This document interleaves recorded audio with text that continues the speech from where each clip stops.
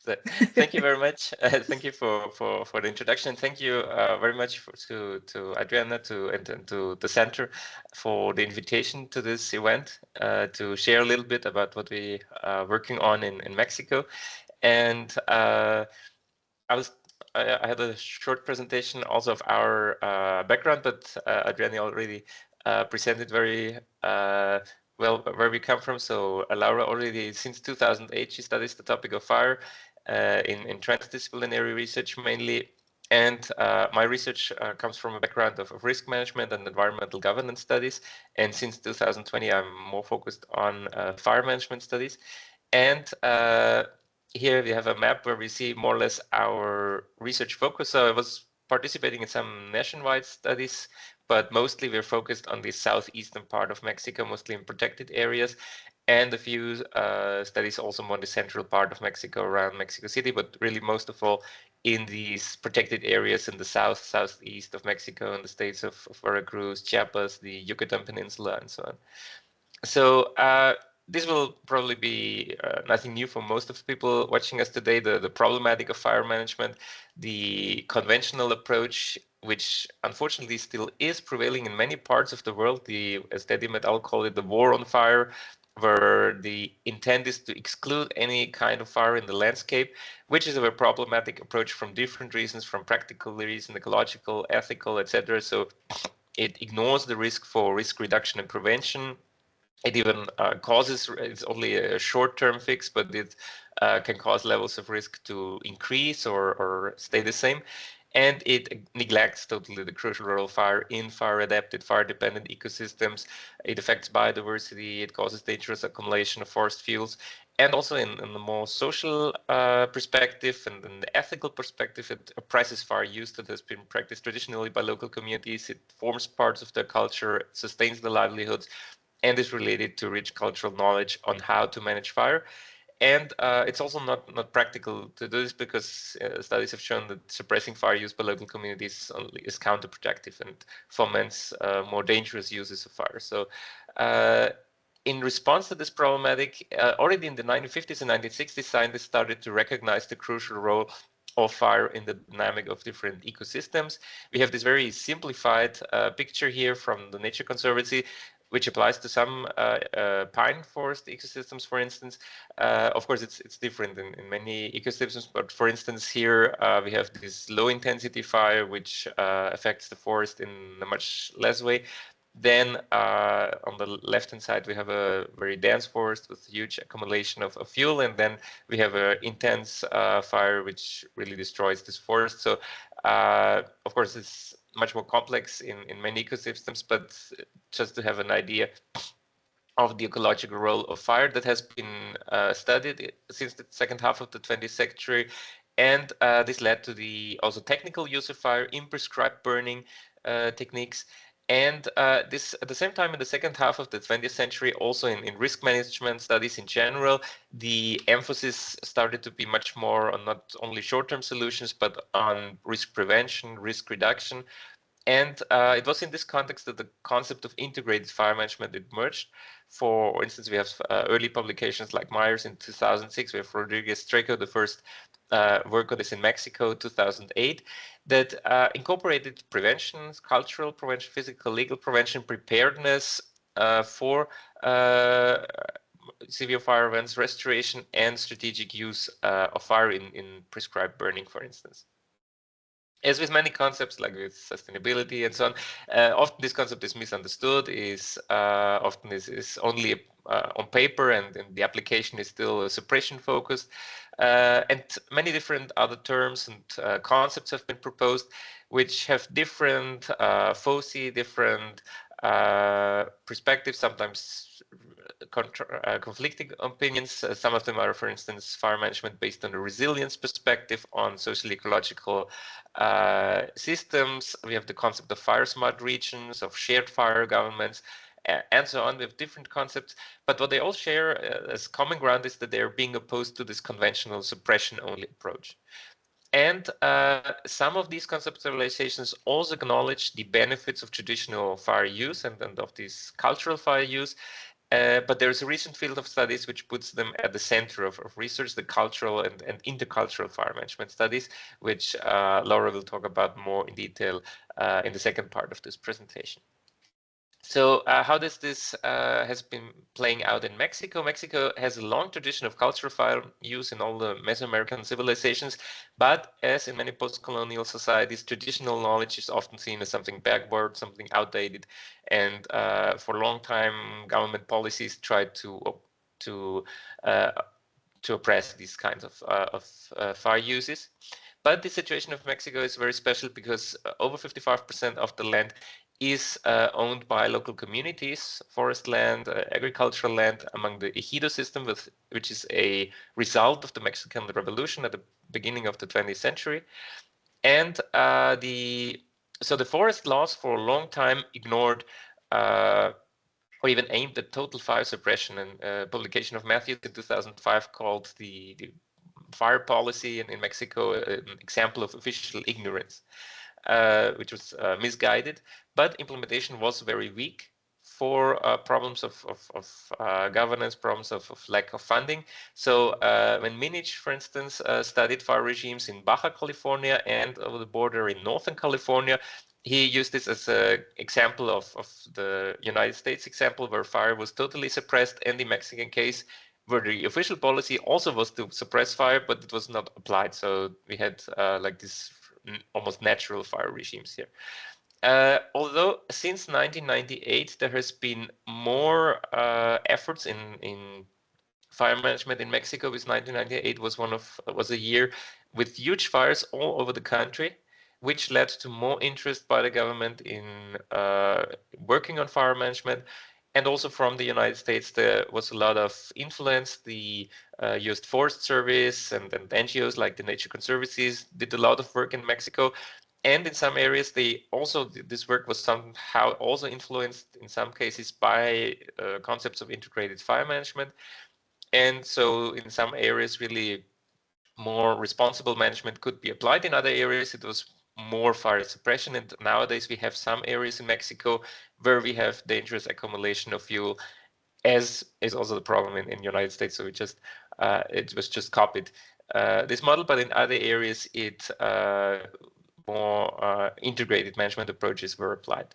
But funding for fire management activities still is very low, particularly for prevention. And only a very small part of federal and state budgets is dedicated to this. There were slight increases until 2015, but since then there has been a continual decrease in funding of the environmental sector in general and also affecting fire management. So there's one very particular norm in Mexico, the official Mexican norm 015 for fire use and management. So since the 1970s, there have been cooperation of government and academia in Mexico to carry out prescribed burning. And a milestone in this was this norm in 1979 to provide an adequate legal basis for the technical use of fire. And so this mostly focused on prescribed burning, but the norm also considers agricultural burning, allowing it under certain circumstances. So this time, this was really something innovative to not forbid it, not prohibit it totally, but to allow it. But it's integrated in a complex bureaucratic framework, which is very far away from the situation of people.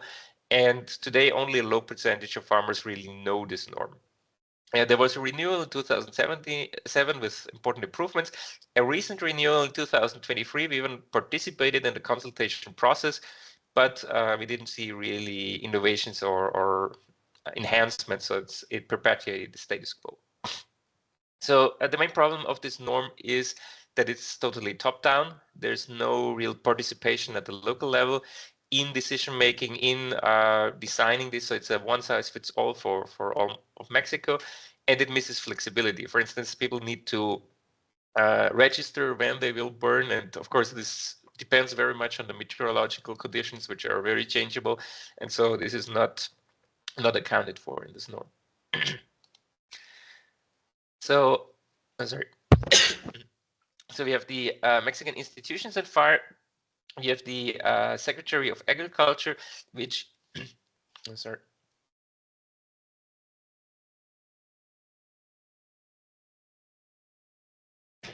that initially participated in elaborating this norm together with state agriculture secretaries, and they usually are generally very much anti-fire, as we see in this picture above, which is from the homepage of the Agricultural Society, Agricultural Secretary, where we have this concept of mi parcela no se quema, my plot is not burned.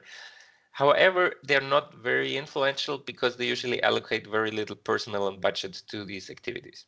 And then we have the Secretary of Well-being, which is one of the most highest funded secretaries under the current government in Mexico.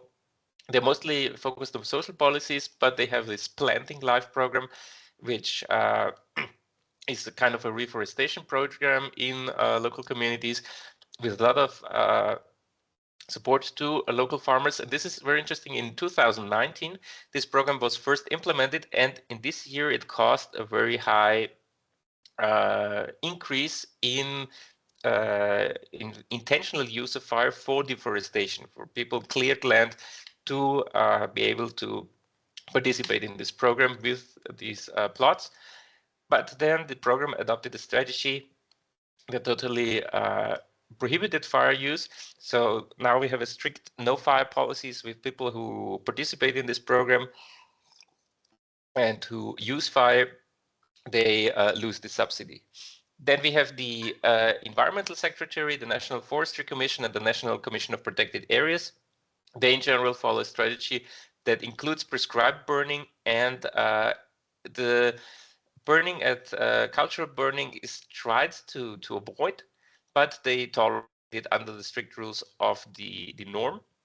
Although at the local level, sometimes the application is more flexible and there are tendencies overall towards more openness.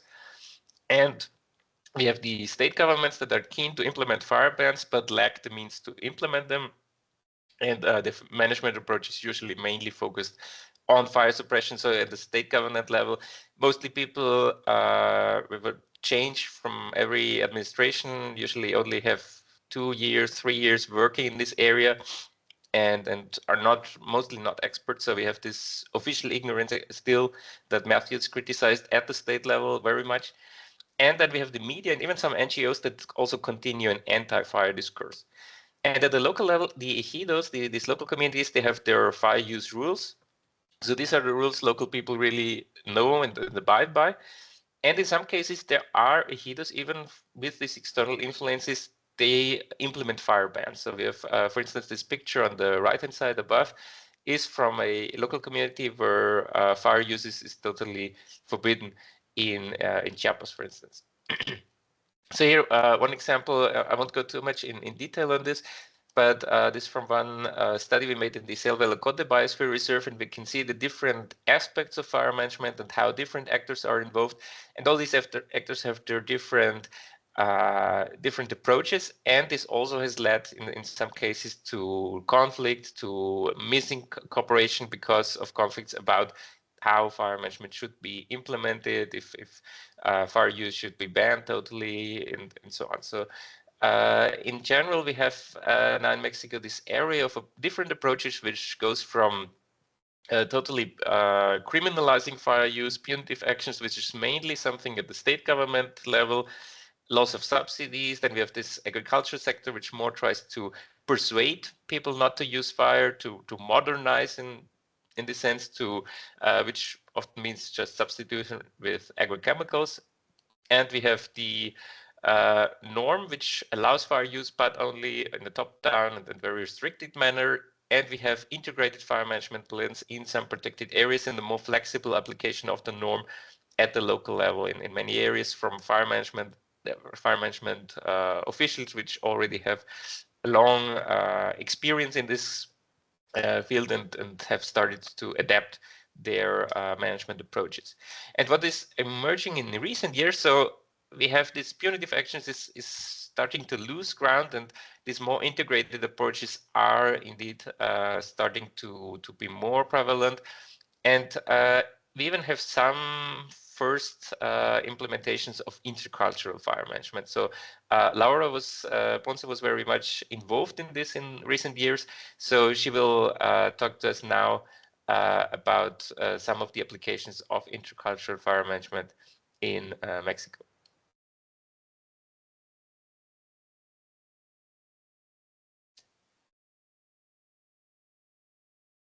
the microphone.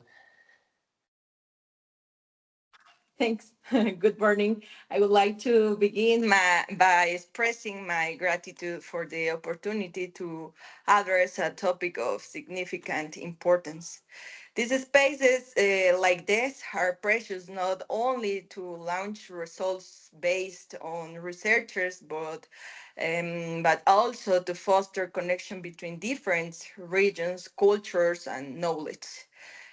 Developed in interconnected world, it is imperative that the work begin done, particularly in Latin America. It is visible that advanced research has started to be conducted, offering important solutions to global challenge,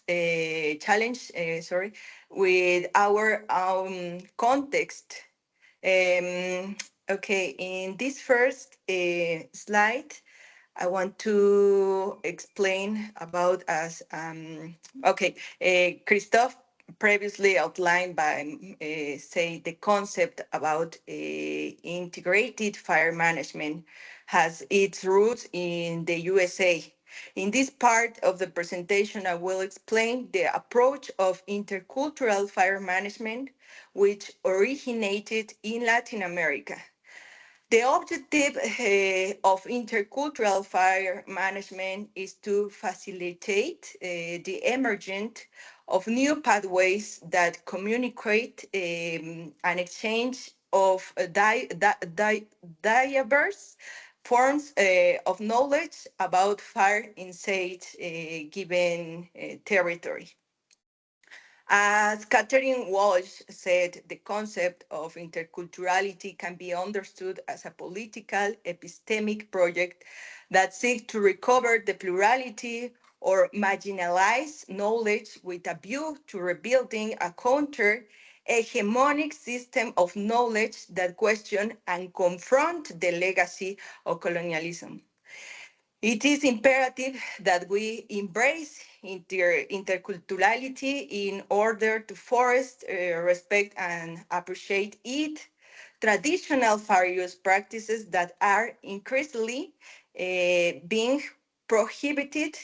It is also necessary so that communities are not longer seen as fire starters but as fire managers, as Joaquín Rodriguez stated. The richness of the diversity is significant asset that profoundly influences intercultural fire management practices. It is imperative that we refrain from disdain, discrimination, and imposition. Instead, we must celebrate that bricolage of perspectives and knowledge surrounding the use of fire. From an epistemological perspective, the construction and approach to the knowledge of fire is shaped by multiple factors, including unique histories, cultures, and territories. Even though our worlds and horizons are different, they mutually enrich one another. The diversity of our perspective and approaches to fire management is powerful tool to the reconciliation of knowledge and the sustainability of our territories. This proposal represents management strategy that engages in constructive dialogue between scientific, technical, and cultural knowledge. This approach allows for the inclusion of fire prevention and control measures while consider social, economic, and cultural needs and knowledge, as well as ecological attributes. Next, please. It is estimated that 4% of the planet diversity is concentrated in Latin America and the Caribbean. Furthermore, the region is characterized by a rich cultural diversity in comparing approximately 400 different ethnic groups, Mexico is home to 62 different ethno-linguistic groups. It is important to recognize that there is not a single unified culture. This understanding allows us to reflect on how to understand the diverse cultural practices associated with fire, with a view to effect transformation inside the culture itself. This represents a shift in perspective from one of exclusion and control to one of building, doing, and caring for fight through the lens of intercultural fire management. The global survey conducted by Kathy Smith and her team on the use of fire, and it is used by ranges of stakeholders, including farmers, governments, agencies, non-governmental organizations, and commercial forestry operation, demonstrated that these practices shape fire regimens. However, despite this, they remain poorly understood. It is therefore imperative that we first gain an understanding of how fire is perceived in each region. Next, please. Um, at the outset of my research in Meseta Comiteca Tojolabal, by error, I asked people what fire was.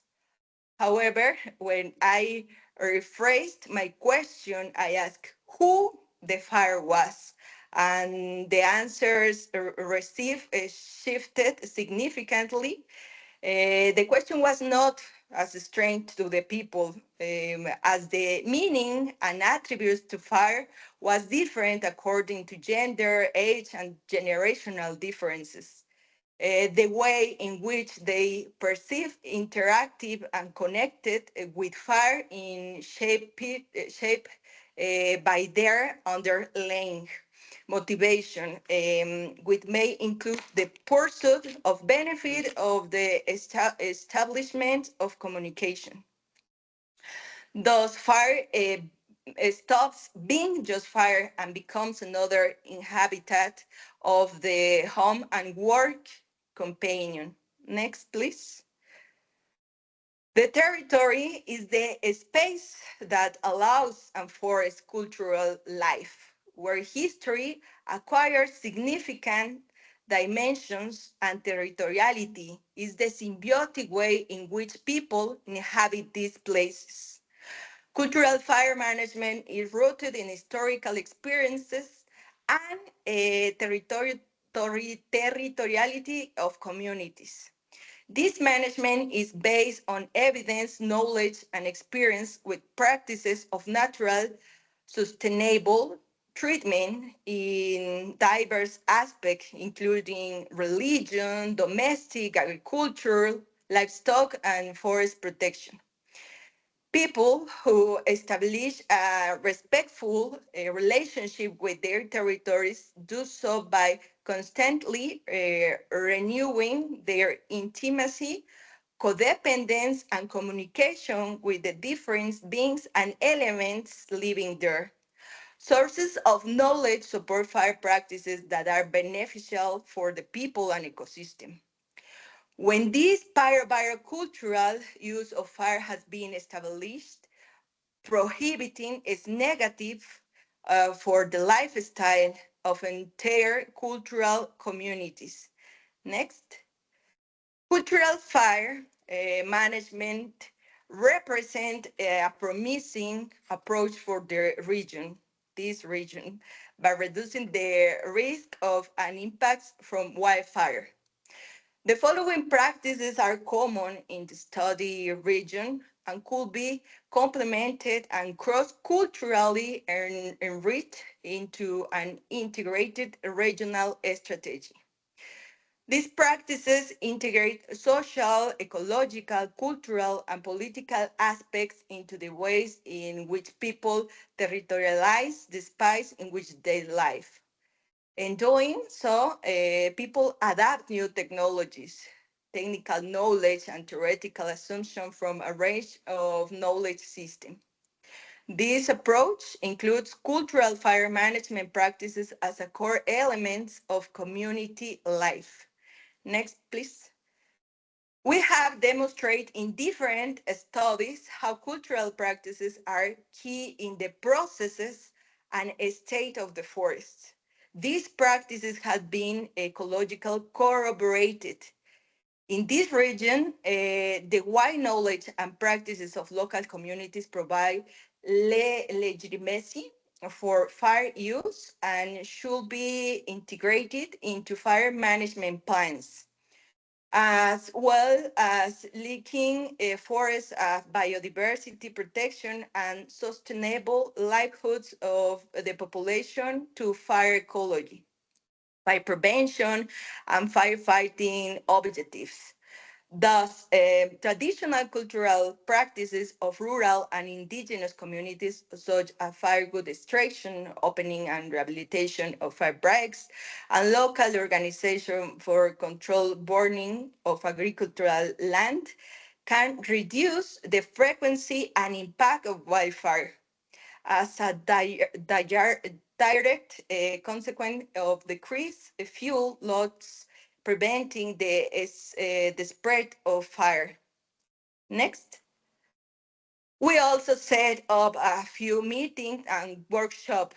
The value of this meeting is that they help us appreciate different types of knowledge and practices, find common ground between different approaches, and identify the challenges between technical and operational views of fire management, as well as the need to adapt public policies to fit their reality on the ground and community agreements.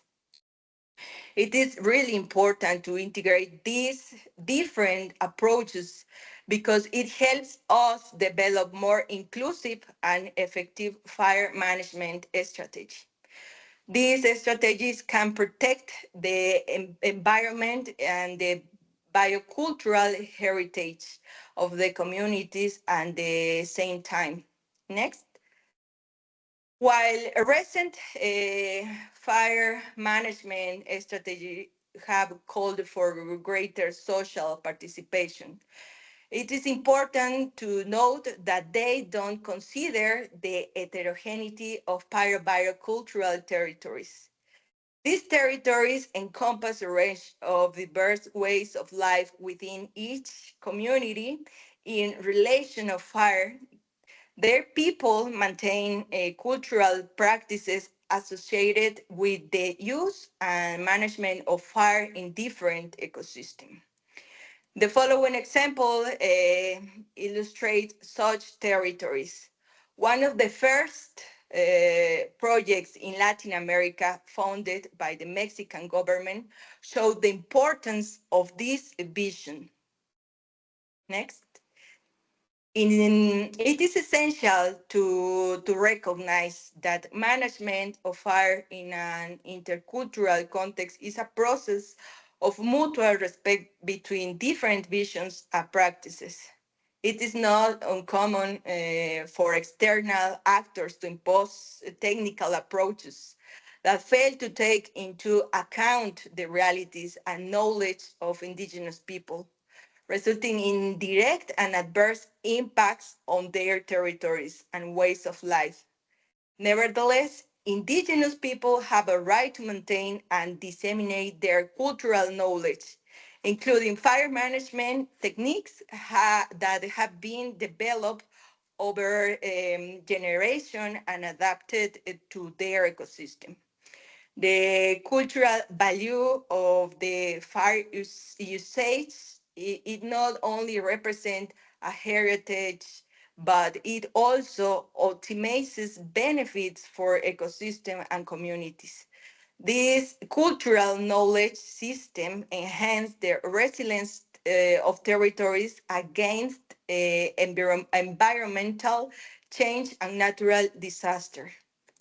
It is important to recognize the cultural and ecological importance of fire as a tool for land care.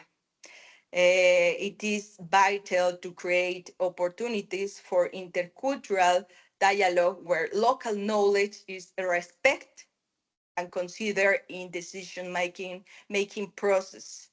Thank you very much for your attention, and we are attentive to your questions and comments. Thank you so much, Christoph and Laura, for your really informative and interesting presentation. So I'm going to stop the recording now so that we can